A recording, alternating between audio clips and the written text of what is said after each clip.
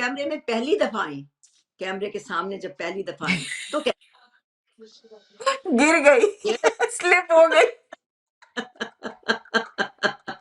That's slip it. नहीं हो गई, स्लिप हो गई। बड़ी कॉन्फिडेंटली माया खान आती है कैमरे के सामने, अस्सलाम वालेकुम साथी। वो प्रोग्राम तो उसकी तस्वीरें हैं। मंसूर साहब पीटीवी के एक बहुत सीनियर फोटोग्राफर हैं, वो पुरानी पुरानी आर्काइव निकाल के मुझे भेजते हैं। वो तस्वीरें हैं, मैं अच्छा, आपसे शेयर करूंगी। मेरी तो प्लीज प्लीज आईब्रोज भी हम नहीं बनी हुई लगाएंगे थी ना। इसी हम प्रोग्राम में लगाएंगे लोग को। मेरी तो क्या आईब्रोज बोल भी नहीं फिर, बनी क्या हुई थी। बोल फिर। आप हँसेंगी, मेरे सारे कपड़े मेरी बहन के होते थे, मेरे पास सलवार कमीज होता नहीं था, पीटीवी की पॉलिसी थी, दुपट्टा होना ज़रूरी होता था।